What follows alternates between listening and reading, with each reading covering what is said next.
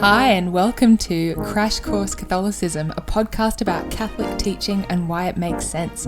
I'm your host, Caitlin West.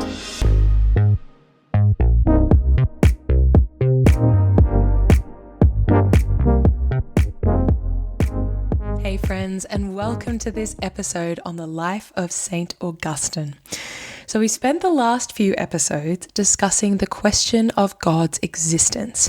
So to wrap up this deep dive, I thought it would be a good idea to tell the story of a Catholic saint who went through an experience of conversion to Christianity. And this is the story of Saint Augustine. Saint Augustine is kind of the perfect saint for this because he really grappled with many of the questions that we've covered in the last few episodes. It also feels really appropriate to talk about Saint Augustine now because our new Pope, Pope Leo XIV, is a member of the Order of Saint Augustine. In fact, he used to be the head of the Augustinians. Saint Augustine is also just one of the most famous and influential saints of the Catholic Church, and his conversion story, as we will see, can be so helpful for us today because it is so human. I think there is a lot in here that we will all be able to relate to in terms of his struggles with sin and pride and the difficulties that he had with coming closer to God and accepting the truths of the faith. This episode is also, it's mostly about St. Augustine, but it's also kind of about his mother, St. Monica. St. Monica was one of the key players in her son's conversion, and she acts as a really powerful inspiration for anyone who has a friend or a family member that they are accompanying in their search for God. St. Monica is an incredible testament to the power of prayer, especially the prayers of a parent. And alongside St. Ambrose, who will also come up in this episode, this is an episode full of saints, St. Ambrose and St. Monica are examples of the importance of friendship and love during the process of someone's conversion. So there is a lot for us to look forward to in this next half hour. Now, FYI, one of our main sources for this episode is going to be Augustine's own spiritual autobiography called The Confessions of St. Augustine.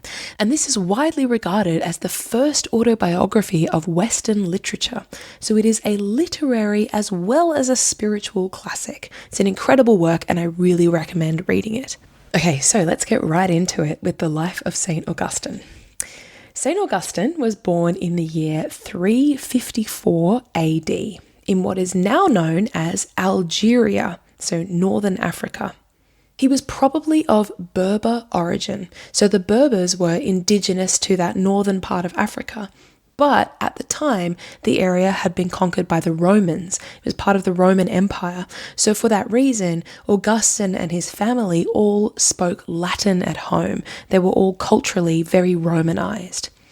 Augustine's mum was Monica, and she was a Christian, but her husband, Patricius, so Augustine's father, was not a Christian. He was a pagan. He did eventually convert to Christianity, but only on his deathbed when Augustine was already an adult. So Augustine was raised with a Christian influence from his mum, and he had some knowledge of God and Jesus, but he wasn't really super interested in Christianity as a child. At that time, it wasn't always the custom to baptize babies. So even though Augustine's mother wanted him to be a Christian, he never received baptism in his early life. Now, from a really early age, Augustine showed intelligence and an aptitude for learning, especially in the areas of Latin and rhetoric. And his father in particular was really proud of him and his academic achievements, so he encouraged him a lot. He even went so far as to send Augustine away to school at the age of 11 to study rhetoric, despite the fact that the family couldn't really afford it. Now, a lot of people at the time praised Augustine's dad for being such a good father and for supporting his son's education. However, Augustine points out that even though he received a good education, he never really received an education in the life of virtue as a young man. He writes that his father was more interested in worldly success than in whether or not his son was a good person. And the same went for the people that Augustine was surrounded by at school. There was a lot of emphasis on being intelligent and eloquent and successful, but there wasn't really any attention given to Augustine's moral development. In fact, throughout his schooling, Augustine spent a lot of time around other young boys who had a negative moral influence on him, particularly in the area of purity and sexuality. There was a tendency among Augustine's schoolfellows from quite a young age to value sexual exploits and to seek sexual gratification. And Augustine was not only exposed to that world, but he also began to participate in it. So he doesn't go into any detail, but he just says that he started to seek out sexual gratification and also to boast about his conquests to his friends. In fact, he would even invent conquests that hadn't happened in order to impress his friends and to fit in.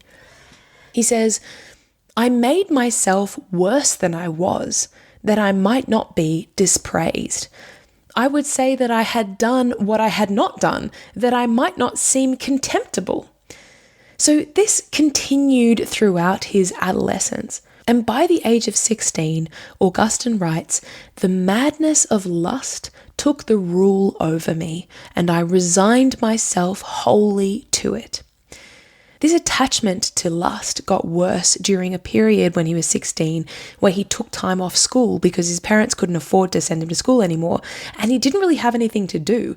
And so, of course, boredom and idleness led him deeper into a life of sexual immorality. So the teenage Augustine was slipping further into sin, and his mother suspected what was going on, and she was really worried about him. So she encouraged him not to start sleeping around with women. But Augustine ignored her. He writes, "These seemed to me womanish advices, which I should blush to obey." So basically, Augustine had really been taken in by this false idea that masculinity is synonymous with sexual conquest, and that purity and chastity are kind of like quote-unquote womanish weaknesses. Now, at this point, Augustine also highlights another incident that illustrates a different way in which he was kind of sliding into immorality during his adolescence. This was an incident where Augustine and his friends stole some pears from a neighbor's garden. Now, that might seem like such a relatively small thing to steal some pears, but Augustine sees this moment as actually illustrating a deeper kind of turning away from God. He points out that he stole those pears not because he was hungry and not because he needed them, but simply because he took delight in doing the wrong thing. He enjoyed the sin for its own sake. He took pleasure in his capacity to do whatever he wanted to do over what he knew was the right thing to do. And he reveled in this wrongdoing with his friends. This actually reminds me a lot of the sin of Adam and Eve. Right? Adam and Eve, as we all know, they ate the forbidden fruit in the Garden of Eden. And sometimes people will say, why is it so bad that Adam and Eve ate an apple? But the sin was not in the fact that they ate an apple. The sin was in the fact that they chose to do what they wanted to do over what they knew was right, over what God had told them to do. And this is the original sin, right? This is the sin of pride, of asserting my authority and my will over and above the will of God. And this is precisely what Augustine did when he stole the pears. So these two sins, the sin of pride and the sin of sexual immorality, these became really deeply rooted in the soul of Augustine as an adolescent. And as we'll see, they ended up being the kind of two biggest stumbling blocks to his eventual conversion. So it's actually really helpful for us to see how the sins that become habitual in us when we're really young, even when they start out small, they matter because those things can have a huge kind of resonance for us as we get older. Okay, so when Augustine was 17, his father had raised enough money for him to go back to school. So he sent him off to Carthage to continue studying rhetoric. Now, during this period of his life, Augustine became consumed by vanity and by ambition. So it's that pride rearing its head again. Augustine's main focus was to be the best rhetorician that he could possibly be, not because he had like a love of learning and of truth, but out of a desire for fame and praise and status. He also became really obsessed with going to the theatre during this time. And of course, there is nothing inherently wrong with going to the theatre, says the girl who has a PhD in theatre. But Augustine went to the theatre not because he wanted to see great art or things that would improve him morally or encourage him to think more deeply, or even just to sort of enjoy wholesome and healthy entertainment. No, Augustine went to the theatre because he took pleasure in kind of stirring up and wallowing in his negative emotions. It was like a kind of rolling around in emotional sensuality. He really enjoyed like reveling in tragedies and dramas that would like stoke up his feelings and make him weep, but not in like a healthy cathartic way, more in like a self-indulgent, self-centered way. So overall, this was kind of a period of indulgence. Augustine was living this hedonistic lifestyle that was driven by pride and vanity and a desire for sensual pleasures. During this time, he also entered into a relationship with a woman whom he actually ended up staying with for about 15 years, and who eventually bore him a son called Deodatus. Augustine describes this relationship as being driven primarily by sexual passion rather than by any desire for kind of marriage or commitment. But he did also have a genuine affection for this unnamed woman, and he was faithful to her during that 15-year relationship. So it's not like Augustine was some sort of like utter degenerate at this point in his life. It's just that he wasn't yet interested in pursuing a life of Christian morality. He was kind of like a typical young man who has just moved out of his childhood home, and he isn't practicing any particular religion, and he's just like enjoying living a life of pleasure and personal ambition. Augustine also continued to hang out with friends who boasted of their sexual exploits and who even mocked goodness and chastity and innocence when they saw it in other people. So he's still surrounded by kind of less than positive influences at this stage. Now, an important turning point came for Augustine around the age of about 19, when he stumbled upon a book by a pagan Greek philosopher called Cicero, and the book was called Hortensius. This book contained a section on philosophy in which the author described the importance of studying philosophy and of seeking truth.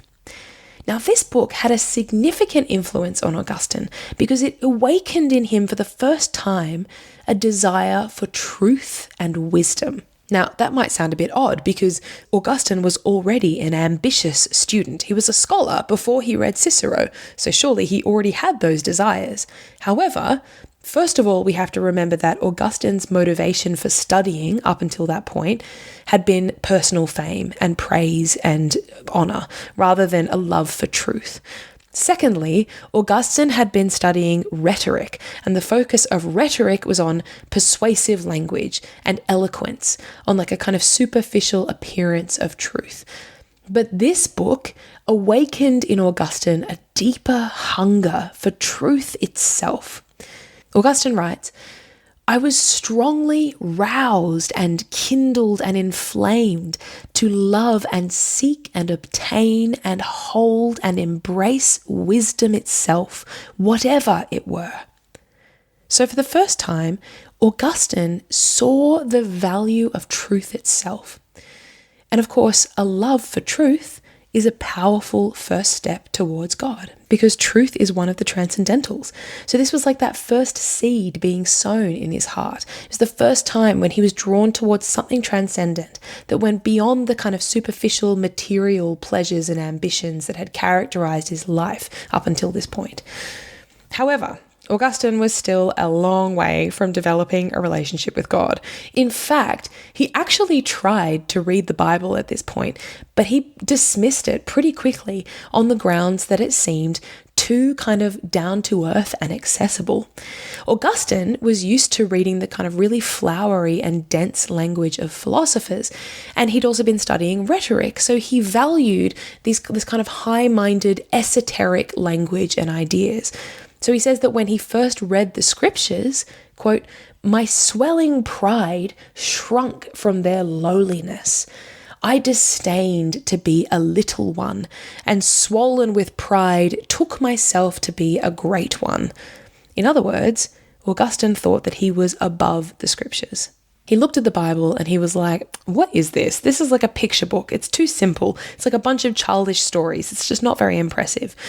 And Augustine points out that there was a deep arrogance to this. He wasn't willing to be humble, to open his heart up and to become like a child and encounter the word of God. Because the Bible didn't look like what he thought an impressive religious work should look like, he just dismissed it out of hand.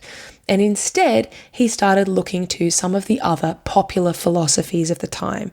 And that eventually led him to something called Manichaeism. So Manichaeism was a popular philosophy at the time among like the intellectual elites.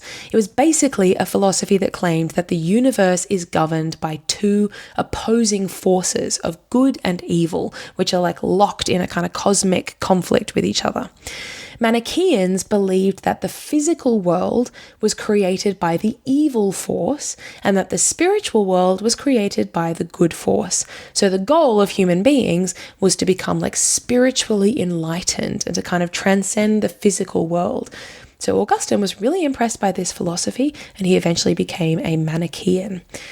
Meanwhile, Saint Monica, Augustine's mother, was praying like crazy for her son. Augustine writes that she discerned the death wherein I lay, and her tears, when streaming down, watered the ground under her eyes in every place where she prayed. In other words, Monica could see that her son was being led astray, and she was terrified for what was going to happen to him. She basically constantly prayed for him. Now, at first, Monica was kind of losing her peace over her son. Like, she was convinced that if he didn't correct his ways, his soul would be lost, and she was getting really upset. However, Augustine writes that God had mercy on Monica, and he reassured her in a dream that her son was going to be okay. So apparently one night St. Monica had this dream where she was standing and like weeping over the errors of her son. And suddenly she saw a youth walking towards her, shining with light and full of joy and smiling. And this youth asked her, why was she crying? And she said it was because she was afraid that her son was going to go to hell. And the youth told her not to worry and to have peace, because where she was, her son was as well. And then when Monica looked down in the dream, she saw her son standing next to her. So after she woke up from that dream, St. Monica had this sense of deep peace. She continued to feel sad and she would weep and pray for her son. But even though she was sad, she was peaceful. She knew for certain that ultimately her son's soul was going to be saved. So that dream really helped her to remain peaceful during that time before he converted, which is a good thing because it took another 9 years after that dream before Augustine actually became a Christian. And during those 9 years, St. Monica suffered a lot. Augustine at one point describes his mother's pain and her prayers for him as being like spiritual labor pains. And he says that she suffered more in this spiritual labor than she ever did in the physical labor of bringing him into the world. I think that's a really beautiful image of the power of a mother's love and prayers for her children as being like spiritual labor pains. Okay, so during those 9 years until his conversion, Augustine spent his time pursuing his career, teaching rhetoric and writing books. He also continued to seek truth. He still had that hunger for truth, but he wasn't having much luck. Now, anyone who has encountered St. Augustine before has probably heard his famous prayer that appears right at the beginning of the Confessions. Augustine says, "You have made us for yourself, O Lord, and our hearts are restless until they rest in you." Now, this isn't just like a flippant phrase for St. Augustine. This is actually a really accurate summary of his entire conversion process. This period of Augustine's life, where he's pursuing philosophy and a career and like worldly success, this was a time of deep restlessness and dissatisfaction for him. He says, "I erred through a swelling pride and was tossed about with every wind." So even though Augustine genuinely wanted to discover truth and he was pursuing the truth, he was still guided by pride. He didn't yet have the humility to surrender his intellect to God and to let God reveal himself to him. He wanted to be the one driving the train. And this led to a lot of pain and frustration on Augustine's part. It led to him turning away from Christianity and rejecting it out of pride. And of course, he found that everything else that he turned towards was unsatisfying.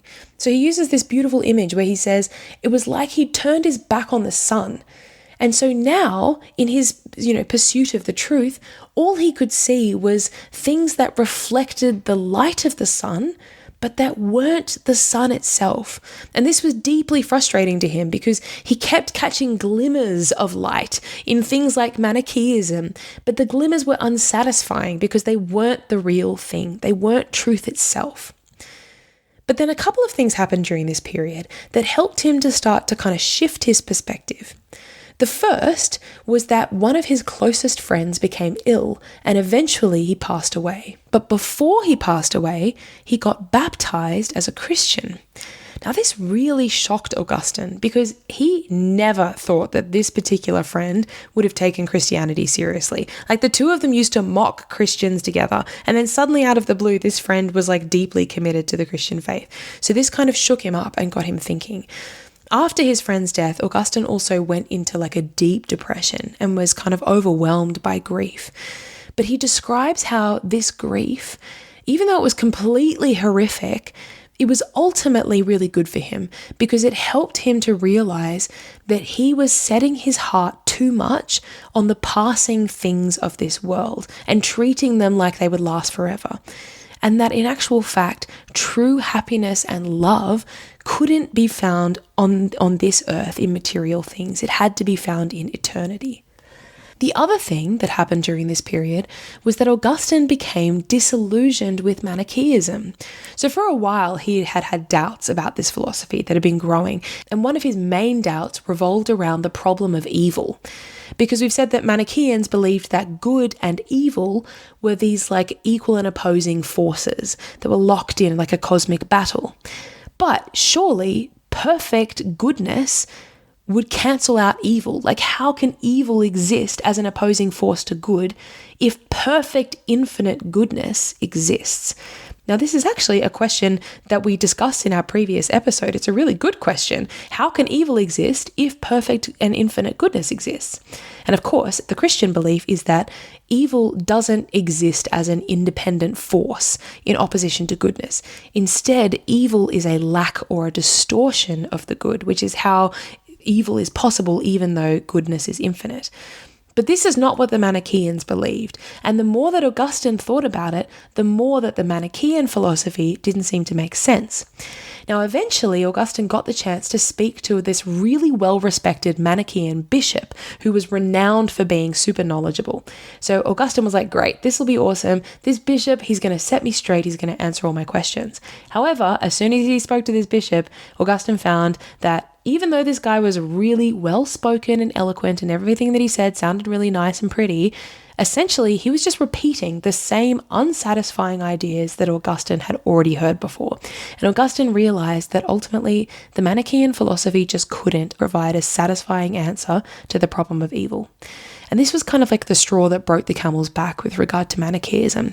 Augustine didn't yet abandon the philosophy entirely, but he did start to kind of look around for something else that would be more intellectually and spiritually satisfying. Now, eventually, Augustine decided to move to Rome, and from Rome, he went to Milan to teach rhetoric. Now, when he arrived in Milan, he met a Catholic bishop whose name was Ambrose. And today, Ambrose is venerated as Saint Ambrose in the Catholic Church. Now, the first thing that Augustine says about his dealings with this Catholic bishop Ambrose is this. He says, "That man of God received me as a father and showed me an episcopal kindness on my coming. Thenceforth, I began to love him, at first, indeed, not as a teacher of the truth, but as a person, kind towards myself." Now, this is so golden. Basically, at this point, Augustine is drawn to St. Ambrose not because Ambrose has compelling arguments that is convincing him of Christianity. No, I mean, at this point, Augustine isn't even thinking of Christianity as an option. In his mind, he's like, oh, I have been there, done that. I'm 100% certain that that is not where the truth is. And yet, he's drawn to St. Ambrose because of his kindness. Ambrose doesn't begin by challenging Augustine intellectually or debating him. He just loves him and he welcomes him like a father and befriends him. And because Augustine can feel that he's loved by Ambrose, he's so much more open to actually listening to what Ambrose has to say. So Augustine talks about how he would often go and just listen to Ambrose preaching, and he would hang on his every word, not because he believed that what Ambrose was saying was true. In fact, interiorly, he was actually dismissing everything that Ambrose said. However, he kept listening because he could feel the love coming from Ambrose as he spoke. And as he listened to Ambrose, he says that bit by bit, without even realizing it, the actual substance of what Ambrose was saying began to enter his heart. And slowly over time, Augustine started to see how Catholicism might actually be a reasonable and rational faith. All of those things that he had dismissed when he first encountered Christianity, all of those kind of straw man arguments against Christianity that he held, were kind of explained away to him by Ambrose in a way that made so much sense and was so satisfying to Augustine's intellect. So eventually, Augustine decided that, okay, he wasn't ready yet to become a Christian. However, he was intrigued enough by Christianity to become a catechumen.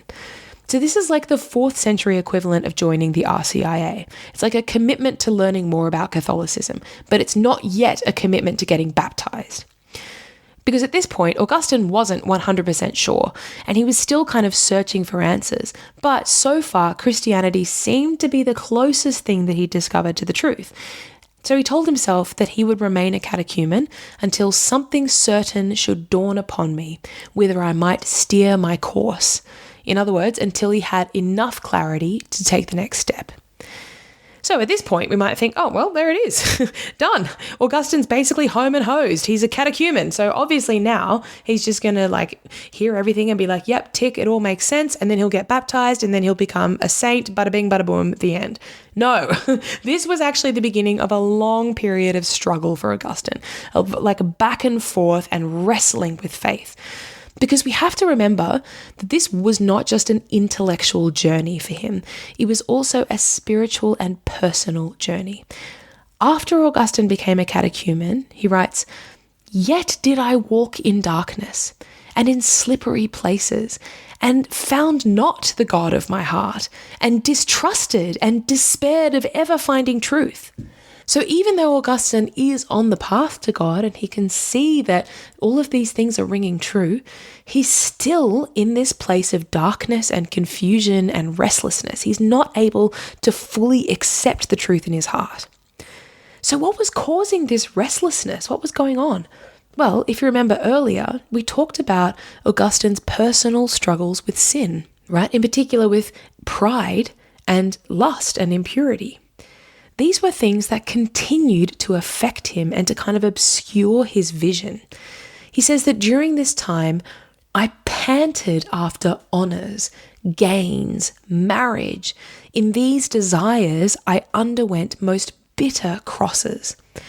So even though the more he learned about Catholicism, the more he became convinced and he could see the truth of it, Augustine was still panting after honors. He was still attached to his pride and ambition, to his sensuality.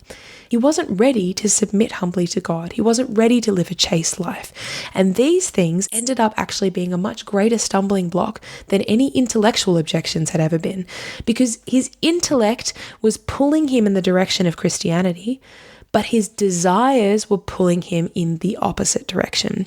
And this caused Augustine a lot of suffering because it was like this chasm opened up inside him between what he knew to be true and what he desired, his attachments to sin. It was like he was being torn in two, with the two parts of himself pointing in different directions. Now, Augustine talks about how God allowed him to remain in this place of torment for quite a long time, not out of some kind of spite, but out of a desire to convert his heart. This is something that Augustine talks about in one of his homilies. He writes, "By delaying the gift of himself, God strengthens our desire.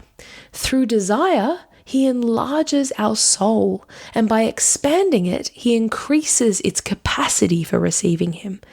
So if we return to that image of a chasm opening up in Augustine's heart, it's like the bigger that yawning hole becomes, ultimately the greater its capacity will be to receive the grace and the joy of God.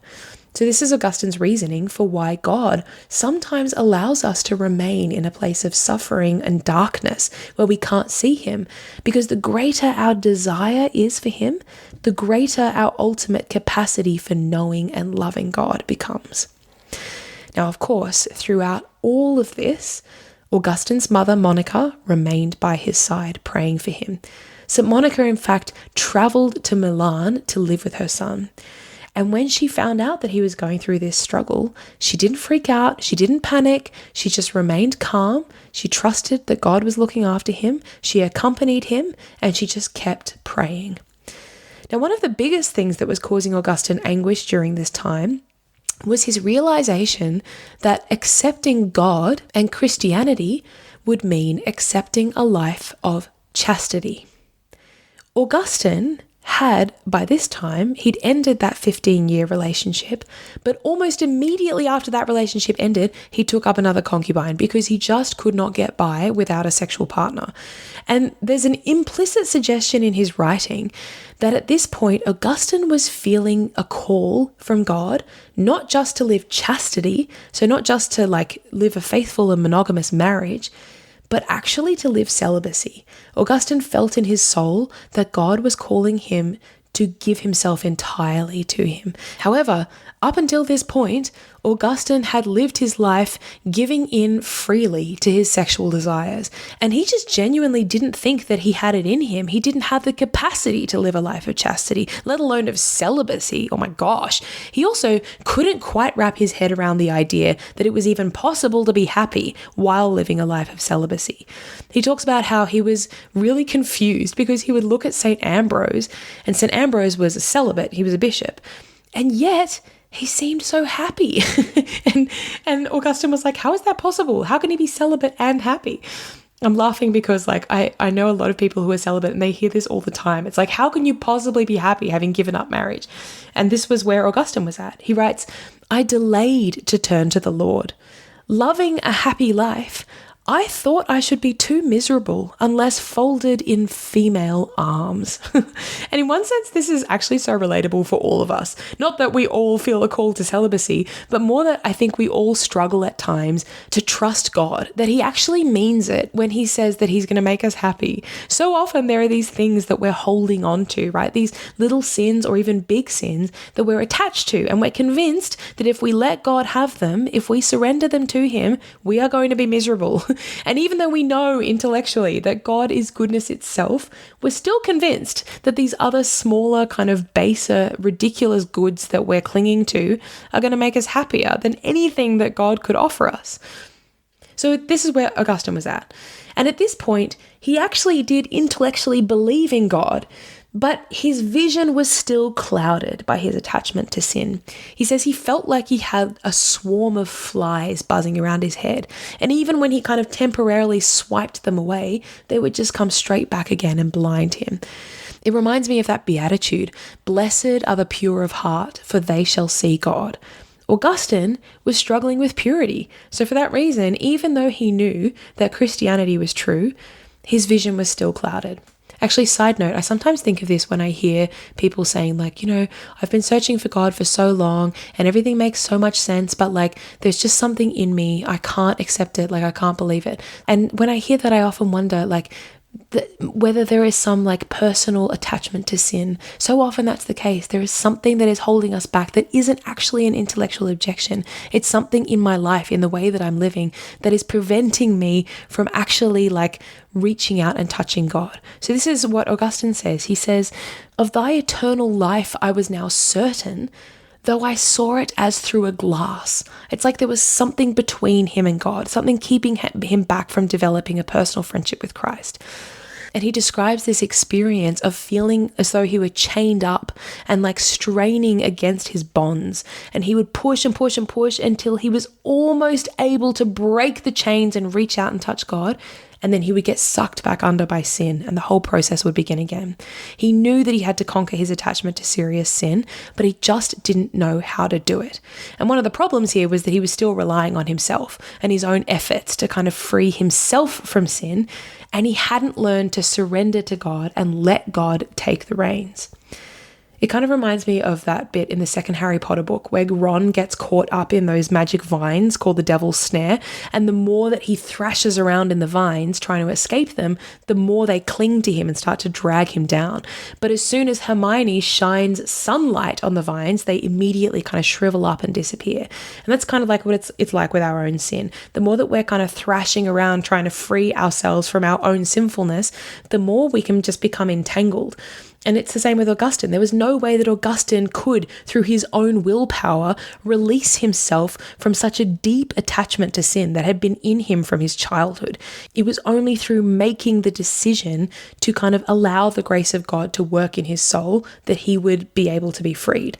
But Augustine wasn't at that point yet. He was still kind of trying to conquer sin on his own. So finally, one day, Augustine reached this point of such deep frustration at his inability to shake off his attachment to sin that he basically had like a little breakdown. He ran outside into the garden and he just started like bawling his eyes out and beating his forehead and tearing at his hair. And he was saying, how long, tomorrow and tomorrow? Why not now? Why not is there this hour an end to my uncleanness? And then, right in the middle of this little mentee bee that he was having, Augustine suddenly heard a voice saying to him the words over and over, take up and read, take up and read. So he interpreted this as an instruction to take up the Bible and read it. And that's what he did. He immediately opened a volume of the writings of St. Paul, and he read the first thing that he saw. And this is what he read from Romans chapter 13. Not in reveling and drunkenness, not in illicit sex and licentiousness, not in quarreling and jealousy. Instead, put on the Lord Jesus Christ and make no provision for the flesh to gratify its desires. And he says that from that moment, instantly at the end of this sentence, by a light, as it were, of serenity infused into my heart, all the darkness of doubt vanished away. So it's hard to kind of explain exactly what happened in Augustine's soul in that moment, because Augustine doesn't tell us explicitly why he thinks that particular quote had such an effect on him. But there are a few things to consider. First of all, that quote spoke directly to where Augustine was at in that moment. It confirmed head on the truth of the fact that he was never going to find happiness in hedonistic pleasures. It also reminded him that the solution to his struggle against sin wasn't to just keep fighting against it and conquer it all on his own. The solution was to put on Christ. That is, to surrender to the grace of God, not to use his own strength and determination. And then thirdly, there was something in the action itself, in Augustine's obedience to God, in taking up and reading the gospel as soon as he heard those words, take and read. It was a physical act of surrender and humility that opened his heart and made space for the grace of God. It was like he had reached the limits of his own capacity and he finally said yes. He finally chose to surrender to the guidance of the Holy Spirit. And that one tiny act of obedience was enough. It was like the crack where the light got in. And from that moment, Augustine was committed to Christ. No more doubt, no more back and forth. Soon after, he was baptized by St. Ambrose, and alongside him, his own son and his close friend were also baptized. And this, by the way, was 12 years after Augustine had first read that book about philosophy and developed a desire for truth. That's how long this process of conversion took. Augustine was in his early 30s by this point. Now, not long after his baptism, Augustine's mother, Monica, passed away, and she died with a lot of peace and joy, having finally seen the conversion of her son. Once Augustine became a Christian, he threw himself into his faith with incredible zeal. He returned to North Africa, where he was from, sold his family possessions, and established a monastic community in the town where he was born. In the year 391, so 4 years after his baptism, Augustine was visiting a place called Hippo, when the people living there kind of surrounded him, like cornered him, and begged him to be ordained as their priest. Now, Augustine really did not want to become a priest because he wanted to live a life of retirement and seclusion where he could just like pray and write. However, the people of Hippo begged him because they could see that he was a holy man and they really needed a priest. So Augustine originally apparently wept at the idea of being ordained because he felt unworthy of the vocation to the priesthood. But he soon realized that it was God's will and he consented.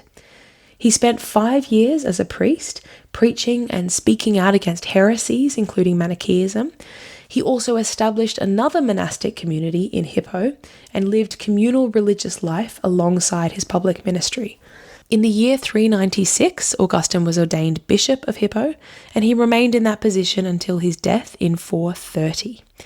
During that time, he continued to live in a monastic style. He turned the bishop's house into a monastery for clergy.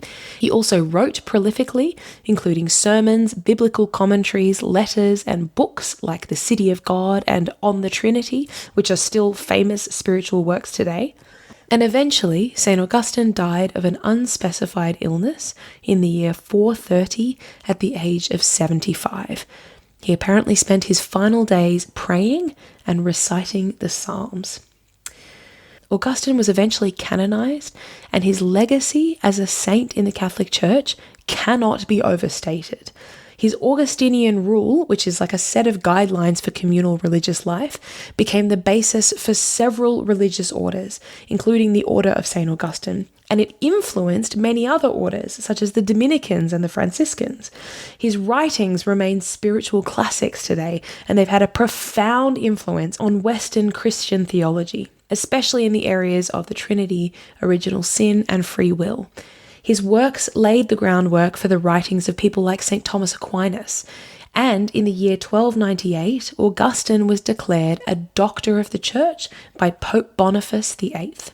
Today, St. Augustine is considered one of the greatest saints, theologians, and teachers in the history of the Church.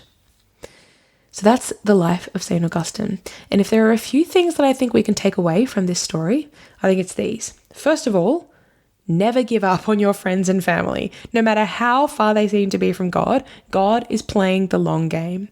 Secondly, prayer, friendship, and personal accompaniment are often far more powerful than intellectual debates or arguments with our friends who don't agree with us. Thirdly, no matter how much we're struggling or how constantly we are falling into sin, even serious sin, and no matter how impossible it seems that we might live a life free of sin, God can and will work miracles in our soul if we surrender ourselves to Him. Sweet. Okay, well, that is definitely all we have time for today. And as you can probably tell, my voice is 100% giving out. Oh man, this is like the third time I've been sick since I got to the UK. I'm like, what is with the UK? Why am I sick all the time? Anywho, okay, that's enough for me. Cool. Well, I hope you've enjoyed this deep dive into the existence of God. I've really enjoyed myself, and I'm looking forward to our next deep dive. Woohoo! Okay, I can't wait. Well, have a fantastic fortnight. And I will talk to you later. Okay, bye. I surrender to the wind of your spirit in my heart and my hands. I surrender to the wind of your spirit in my heart and my hands. I surrender to the wind of your spirit in my heart and my hands.